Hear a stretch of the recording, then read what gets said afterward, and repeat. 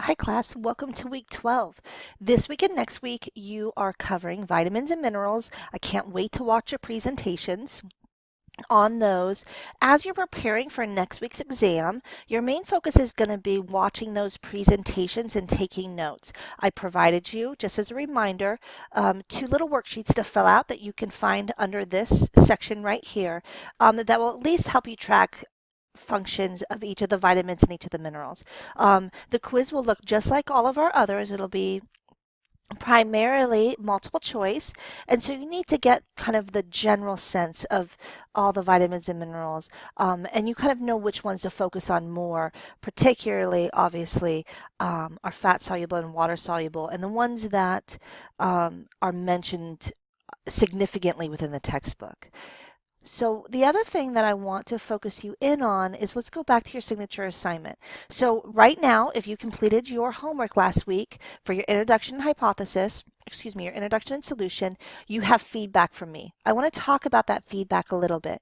If you did not watch last week's video, you really do need to go watch it because it will be very important for you moving forward. Some entries I read, I could tell were not following really the directions. If I wrote to you that you need to add one or two more recommendations, this is what I want you to do. Really focus on how can you add one or two recommendations that will enhance the main thing that you want to work on. And the reason why is you could follow one recommendation and still eat totally poorly for a whole week. For example, you could say a big one that many people selected was they wanted to reduce their amount of sugar. That's awesome. What does that mean? Does that mean that now instead of having chocolate ice cream, you're going to eat Doritos? Do you see how you could still eat fast food every day and eat no sugar? And so that's why it's really important that you expand out on that. What does that mean? So if you're not eating sugar, are you including more fruits and vegetables? What is the focus of your meals? What will you be exchanging those out with? That's what I mean by saying add one or two more recommendations. You don't have to go crazy with adding a bunch of stuff, but you need to enhance what you're talking about doing. The other thing that I want to focus you on is kind of SMART goals. And you probably have heard SMART goals before. Ultimately, it means that the goal you set is specific, measurable, attainable, relevant, or realistic, and timely. The thing about this is, I am going to read your paper from your perspective. I am on your side. I want this to be a successful experience for you. So if you set a goal that you are going to reduce your amount of processed foods, if I don't understand where you're at, I have no idea what a reduction is. If you don't have a very specific idea of what that looks like, you're going to have a hard time executing it and you're going to have a hard time communicating it. Processed foods was a big one on many people's. They want to reduce their consumption of processed food. Well, technically, whole grain bread is a processed food because we're taking it out of what it originally was in its whole food form and we are turning it into something else. So, but are we going to say whole grain bread is a bad choice? Well, probably not. But for you, a processed food may be that you eat boxed lunch and dinner every single day along with fast food. Well, you have to be really specific on what less is going to look like. So maybe if you eat out 3 times a day fast food and you want to reduce your consumption of fast food, you need to set a specific goal that says, I will not eat fast food more than 3 times a week, and then I will exchange the meals that I'm going to eat with, for example, a, a balanced diet between fruits and vegetables, whole grains, unprocessed, and maybe some lean protein.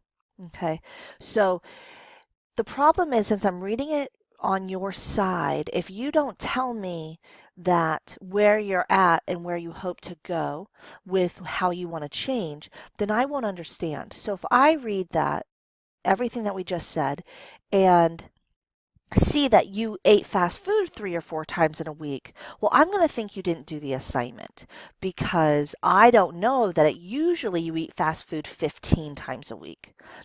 So if that doesn't make sense, you definitely want to reach out to me. But really keep in mind, if I am here to give you an A, give me all the information that's possible. Be very, very clear. Many of you said I want to reduce my salt intake. What does that mean? Are you going to eat absolutely no foods with sodium in them? Does that just mean you're not just salting your food? So if your goal is just not salting your food and you eat at Pizza Hut all week, then you didn't have a behavior change. You just didn't salt your food. So really be thinking about that. And if you're not sure, and I add more to this, or be really clear on whether the science follows you, be really clear on what this looks like, be really thinking of that when your plan of action comes, which is this week. So this week you're working on your plan of action. What becomes important about this is that you lay out to me how you are actually going to execute this. So if you, for example, always cook it for your household, well, then you're going to have a little bit more power over your food. But what if your children don't like the way you want to eat? Or what if you always go out every Friday and Saturday night and eat hot wings and drink beer, but that doesn't actually fit into the behavior change or the food modification that you're trying to have? You need a plan for that. If you're someone who is so busy that they eat out every day, how are you going to solve that? You have to have something very clear in place before you start the food modification so you can actually execute that, because you're not going to miraculously have more time because you were given an assignment. You don't have the time now, so or you choose not to have the time now, so you have to figure out how you will make that work. What meal prep might look like. How are you going to buy your food? How are you going to alter the food that's already purchased for you? All of those things. This for me is I'm taking a look at this to make sure that you have a plan in motion. Okay, so just like the last time, I'm not grading this as a part of the paper. So if you cite this just like you cited it, or if you cited it in the first part, I'm not grading that portion. I'm really grading, do you have the right idea? Are you on the right track? And will your plan of action work? Are there some things that I could point out to you that maybe you haven't thought about in the end? This is also where, from a paper perspective, that you're going to bring in the outside disciplines. So this is where you're going to kind of think about the psychological component of food, or the sociological or anthropological. Many of you might even end up referring back to culture. If your culture, outside of whether you're Hispanic or you're Italian like me, or Greek, or whatever it might be, we also have a culture within the way we were raised. Many of you were probably raised to eat food on the go, to not have enough time to sit down. I bet you about 50% of you didn't have household dinners growing up. Well, that in and of itself is a culture.